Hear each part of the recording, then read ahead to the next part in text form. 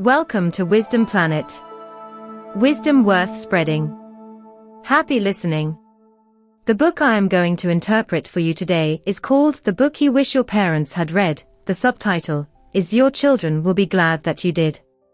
The author is Philippa Perry. The feeling that this title gives is that it is definitely a book about parenting methods. Moreover, based on this title, parenting is a systematic project that involves at least 3 generations, including the core role of parents, their parents from the previous generation, and the children. This book became the top book in the Sunday Times and the best-selling book in the parenting category on Amazon as soon as it was released in the UK.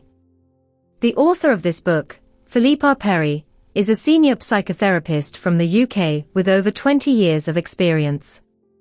In the preface of the book, she mentions that many parents she has counseled have been confused and faced psychological issues due to their parent-child relationships. Through listening to their stories, Perry gradually realized that the core of parenting education lies in our relationship with our children. A healthy and intimate parent-child relationship is the source of a child's healthy growth and empowerment, just like fertile soil that supports the vigorous growth of plants. Although the interaction with children is made up of countless details, Perry said that the purpose of writing this book is not to teach everyone how to achieve perfection in the details, such as how to change diapers correctly, or what time children should go to bed. Instead, it is to teach everyone to prioritize and focus on several major issues, which include our relationship with children, our relationship with ourselves, our relationship with the past, and our relationship with the world around us. In addition, the reason Perry named this work, The Book You Wish Your Parents Had Read, is because she presents an important new perspective: the psychological trauma and patterns of behavior caused by the negligence or mistakes of our parents in our own upbringing can be unconsciously imposed on them again when we raise our own children, thus allowing harm and misconduct to be passed down through generations in our own lives. Therefore, Perry deliberately puts forward a series of principles and methods in the book to remind those of us who are already parents, or about to become parents, how to avoid repeating the mistakes of our own parents, and break the cycle of this harmful inheritance. Next, I will divide it into 3 parts to introduce you to the general content of this book. First, let's talk about how to self-heal and repair in the interaction with children. In the second part, we will follow Perry's narrative to see how to create a normal and comfortable growth environment for children. This environment is actually not closely related to material conditions, but rather how we understand and accommodate children's feelings, and respond correctly in a timely manner. Finally, let's understand why it is said that the best education parents can provide for their children is to lead by example and guide children to imitate themselves in education. Part 1. At the beginning of this book, Perry tells readers a story. He has a colleague, a psychotherapist named Tai, who is highly skilled and kind-hearted. By the strictest standards, she should be a perfect mother. However, one day Tai did something that even she found unbelievable. Her 7-year-old daughter, Emily, was playing on a climbing frame in the park and told her mother that she was stuck and wanted her to carry her down. However, at that moment, Tai felt an inexplicable anger rising in her heart, thinking that her daughter was being unreasonable. So she shouted at her daughter, "Get down right now." Reluctantly, Emily made a great effort to climb down by herself. Afterwards, she still wanted to hold Tai's hand and seek comfort from her mother, but Tai's anger had not yet dissipated, and she pushed her daughter away. As a result, Emily cried in grievance. After about a week, Tai took Emily to the park to play on the climbing frame. In an instant, Tai found the reason for her previous nameless anger. It turned out that during her upbringing, Tai's mother had always been overly protective of her, restricting her actions out of fear of danger. This made Tai feel that under this excessive protection, she gradually lost the confidence and ability to explore new things and develop herself. This hidden negative emotion suddenly emerged in a familiar parenting scene where her daughter was trapped on the climbing frame, it exposed Tai's anger towards her mother and her strong desire not to let her daughter grow up in a similar environment. Therefore, Tai promptly apologized to her daughter and explained the situation, and a small storm was thus resolved. Believe it or not, many parents who are reading this will resonate with it. Sometimes, when we get angry at our children, we can't help but exclaim inwardly, "Oh my parents did the same things to me. How did I unknowingly follow in their footsteps?" Perry tells us that if we suddenly have strong negative emotions towards a child's words or actions, such as anger, frustration, fear, disgust, etc., please take it as an alarm from our own inner self, not as a reminder that the child has made a mistake and needs correction, but as a reminder that our own inner traumatic memories have been triggered again. As mentioned in What Have You Experienced?, that we have interpreted before, if the psychological trauma we experience occurs in infancy, the damage caused will be more severe, even turning into lifelong abnormal obsessions and behavioral patterns. As long as there is an element in the external environment associated with the traumatic memory, the fear felt when being harmed will follow. Specifically, our excessive anger towards children is a kind of imbalance, a self-consciousness that we adopt extreme means to restore our physical and mental balance. At this time, the brain cortex responsible for language, thinking, empathy, and other advanced functions temporarily shuts down, unable to understand the child's feelings in front of us. Therefore, Perry tells us that for this nameless anger caused by trauma, we should neither wrongly blame the child nor excessively blame ourselves. What we should do is trace and dismantle its root causes, and strive to establish a brand new response path in our own consciousness, so that this harm does not continue to be transmitted to the child, and even to our descendants through our own misconduct.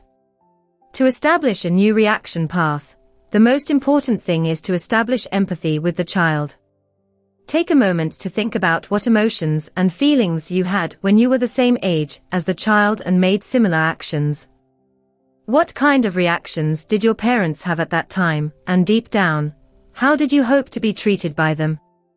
Perry gave an example in the book. He had a client named Oscar, who adopted a 1.5-year-old boy.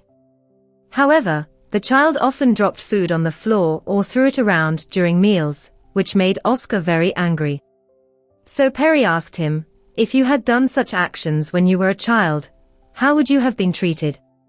Oscar honestly replied that his strict grandfather would use the handle of a dining knife to hit his fingers, and then make him leave the room. Although this childhood experience is difficult to talk about, after counseling, Oscar gradually began to increase his patience with his adopted son by finding the root of his anger. For example, what makes many parents feel angry and frustrated is their child's inability to stop crying. The author analyzes that this situation is likely to be directly related to our own infancy, when we were forcefully prevented by our parents from expressing negative emotions through crying. We instinctively reject evoking the pain we experienced back then, so we also want the child to be quiet.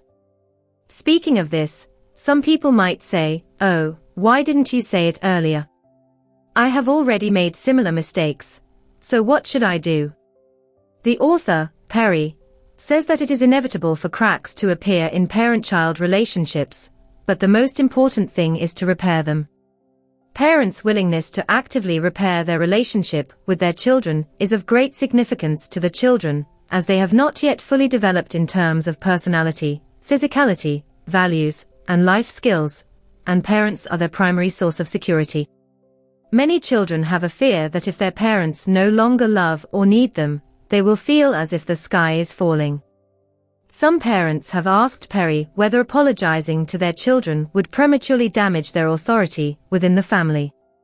In response to this doubt, Perry firmly says, no. What children need are authentic and trustworthy parents, not perfect ones.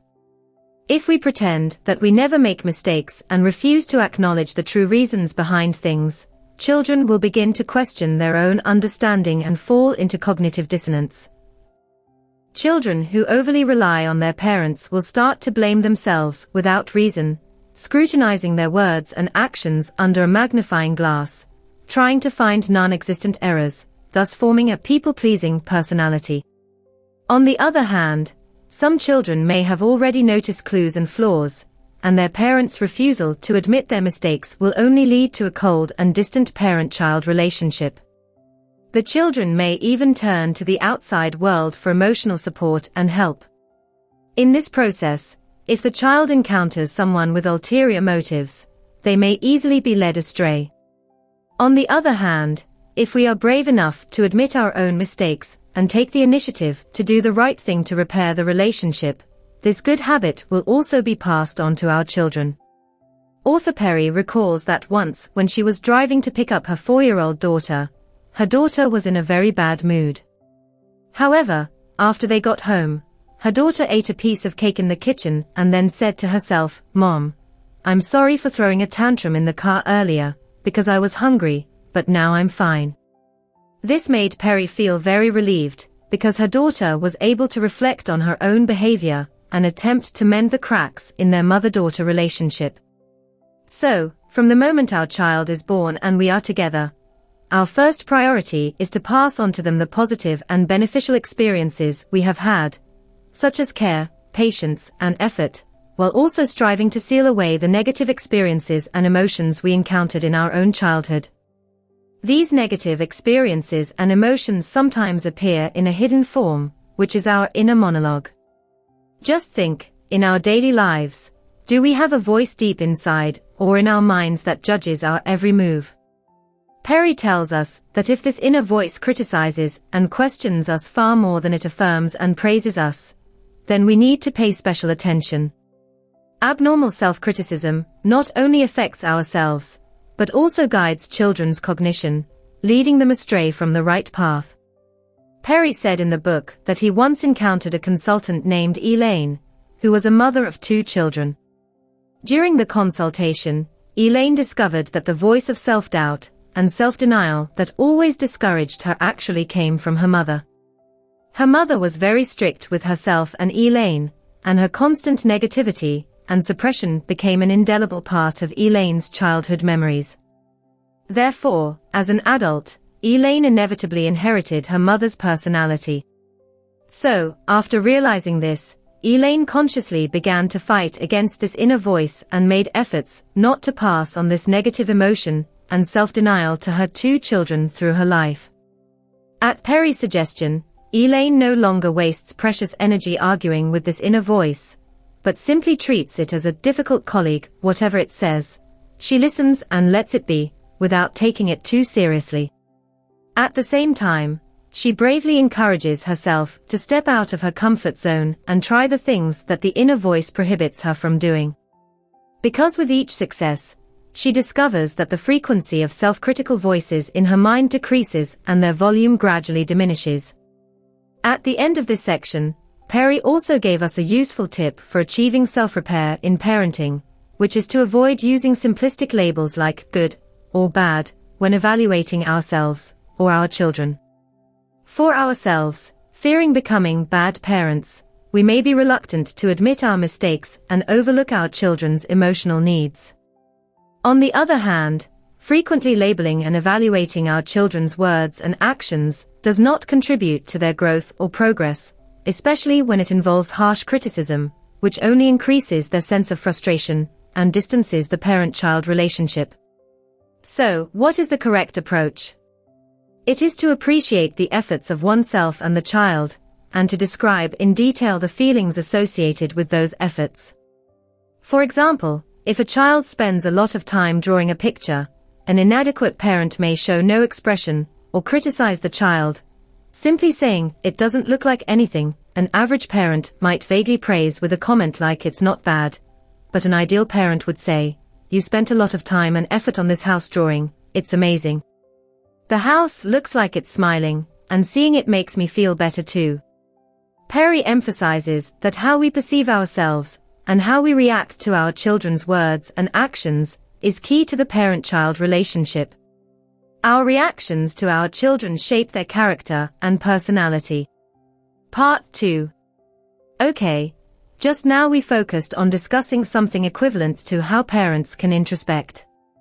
So, next, let's follow Perry's narrative and see how parents should treat their children and create a correct and comfortable environment for their growth. Speaking of this, many parents have a misconception, which is to simplify the correct and comfortable growth environment as a series of material conditions and hardware, such as living environment, consumption level, and education choices. But Perry tells us that these are actually not important. The most crucial thing is a feeling of home. She gives an example in the book, where a lawyer friend visited a refugee family. The living conditions of this family were naturally very poor, but a child said to him, "We have a home. It's just that it doesn't have a fixed place for now." Through this simple story, Perry said that the so-called correct and comfortable growth environment is one where even if parents cannot spend a lot of time with their children due to various reasons, or if there is a relative lack of material conditions, the child can still have an intimate and secure interaction with their parents. So, how can we create such an ideal environment? Based on his own research and psychological counseling experience, Perry proposes 2 principles. First, learn to face disputes honestly.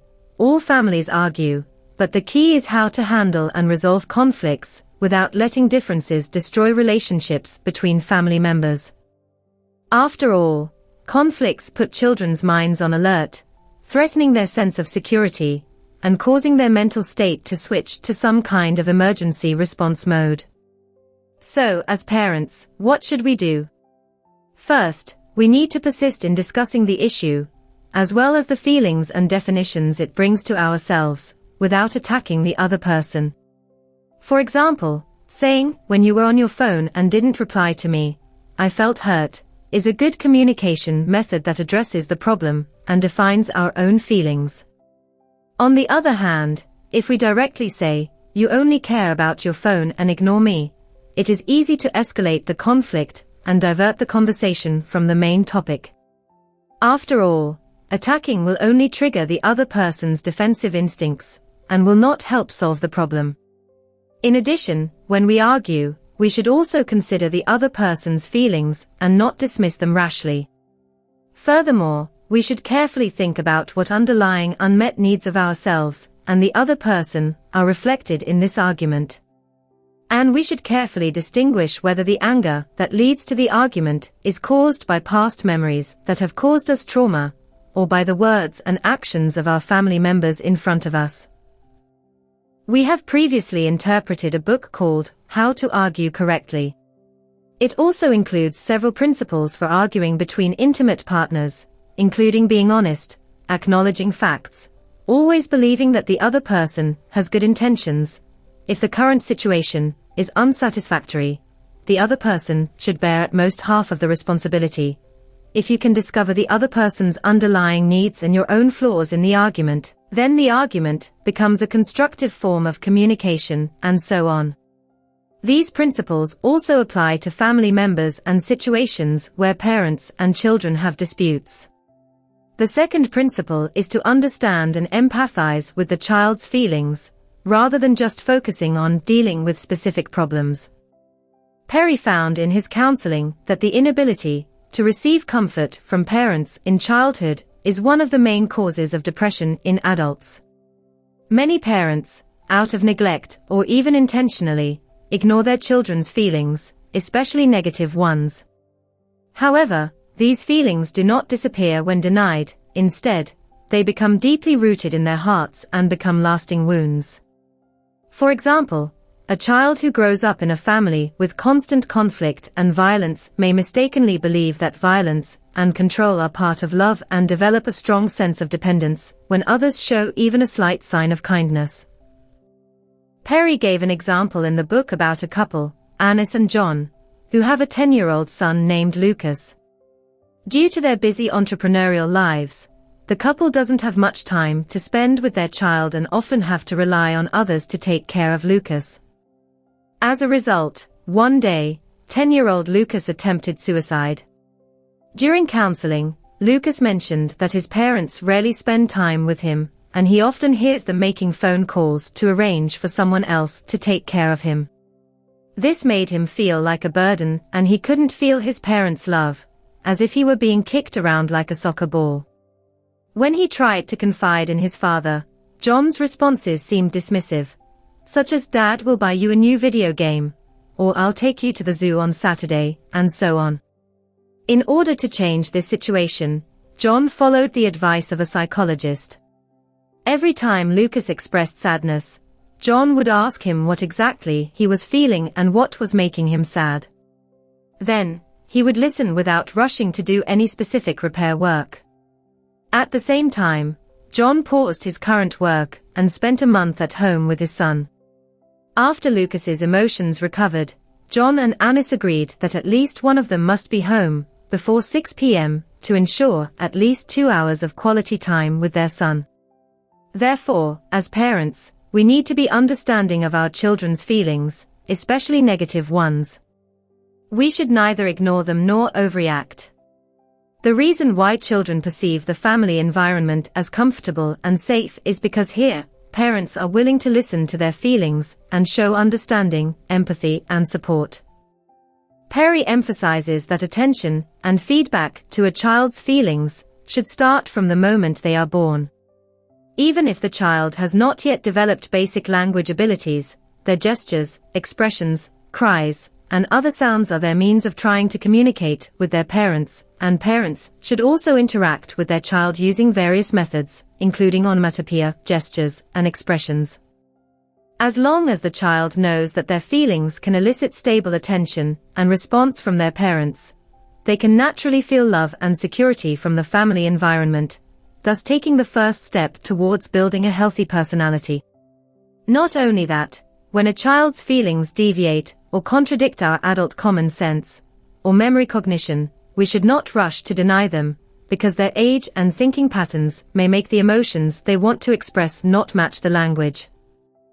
For example, when a child says, "Mom never takes us out to play," they are not trying to deny the fact that their parents have taken them on outings, but rather expressing, "I have been at home for a long time, feeling bored," and hoping that parents will pay attention and take action. Of course, tolerance does not mean indulgence, giving in to children without limits, and satisfying all their demands, even if they are unreasonable. For example, there is a father named Dave who has a 4-year-old daughter named Nova. Nova can be very stubborn at times, and if something happens that she doesn't like, she will cry loudly. Dave doesn't want to get into endless arguments with his daughter, nor does he want to indulge her unconditionally. Perry suggested that he try his own method of communication. So, one day, when Dave was driving, Nova's cousin sat in Nova's usual seat, causing Nova to start crying and throwing a tantrum. Dave neither asked the two children to switch seats nor scolded them. Instead, Dave squatted down, aligning his eyes with his daughter's, and said that he understood how Nova felt and knew that she really wanted to sit in her usual seat. However, he explained that today was just an exception. Then, Dave asked Nova where else she would like to sit besides her original seat.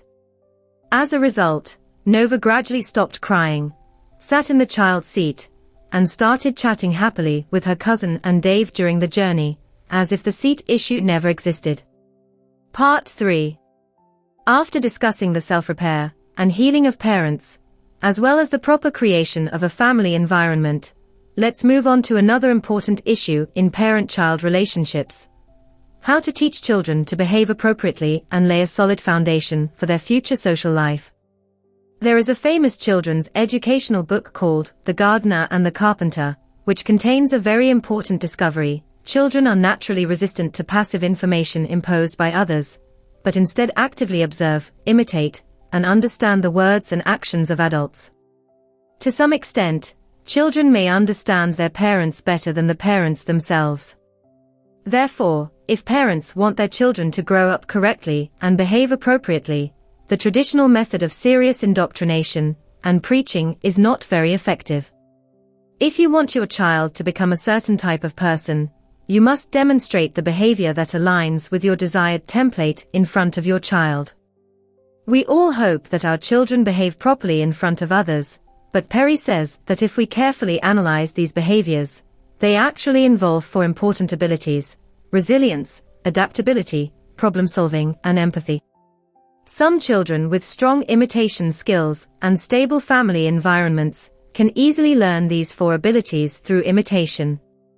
Perry gives an example in the book that if you want children to share household chores from a young age and develop good habits of being organized, the ideal way is not to stimulate or bribe them with pocket money rewards, but to first stimulate their natural inclination to play and imitate, and incorporate household chores into their favorite pretend play games. In this way, their willingness to participate in household chores is not solely for material rewards, but because they are engaging in a task that gives them a sense of accomplishment, enhances their sense of belonging to the family, and helps their parents, with whom they have a close bond.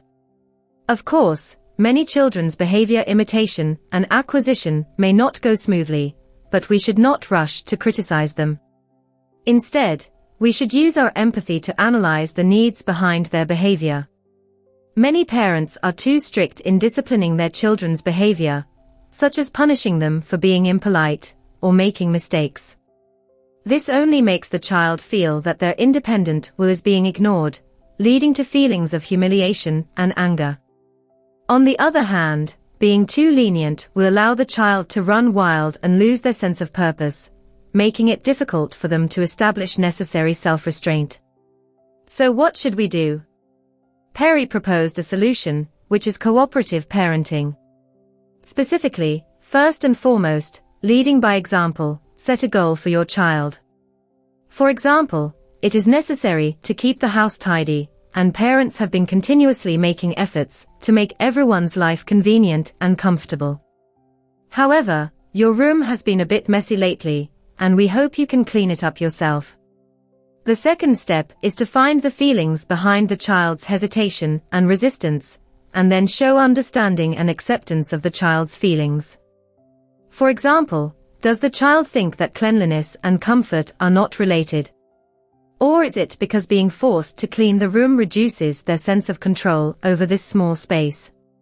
Or is it because the mess in the room is caused by friends or siblings letting loose during play, making the child feel that it is unfair to clean up after others? Next, sit down with the child on an equal footing and discuss. It does sound like a daunting task to tidy up the room. Through brainstorming, how can we reduce its difficulty and add fun and challenges to it? The final step is to persevere and turn it into a child's regular behavior pattern. Okay, the main content of this book, the book you wish your parents had read, has been introduced to you here. Although a parent's love for their child is the only unconditional love in the world, not all parents are able to establish a healthy and positive parent-child relationship. Many parent-child relationships in families are filled with unintentional or intentional mistakes that leave negative impacts on a child's life. Drawing from years of experience in psychological counseling, the author, Perry, starts from the perspective of building an ideal parent-child relationship and discusses 3 important issues in parenting: how to engage in self-healing and repair while interacting with the child, how to create a normal and comfortable environment for the child to grow, and how to guide the child's behavior through leading by example and equal communication. In the afterword of this book, Perry condenses the specific solutions to these 3 problems into 10 specific items and tells us that parenting is indeed a difficult, long, and tedious grand project. However, if we accomplish these 10 items, we will feel much easier and experience personal growth and fulfillment, such as: understand your childhood obstacles. Understand how these obstacles hinder you from building a better parent-child relationship. When there is a problem, it is necessary to observe and analyze it from both the child's perspective and one's own perspective. There is no issue of winning or losing in parent-child relationships. You and your child are not in a zero-sum game. Cooperation is the key. Help children find ways to express their true feelings. Don't rush to tell children what they should do, let them come up with solutions through brainstorming. Admit your mistakes, make efforts to change, and promptly repair your relationship with your child. In the principles and solutions to these 3 issues, there is a common thread of Perry's thinking: children are not troubles to be dealt with, nor are they projects that require perfection. Children are individuals who need to be understood and supported. Investing in children will not only make them better individuals in the future, but also make you a better person. When problems arise, don't just focus on the child, carefully observe ourselves and our relationship with the child, and see what has happened between the two. This is often where we find the answers. The above is the essence of this book's content. Congratulations on finishing another book. Thank you for your support. Please subscribe to our Wisdom Planet audiobook channel. Like and share it with family and friends. Wisdom worth spreading and opening up a better future. Thank you and see you again.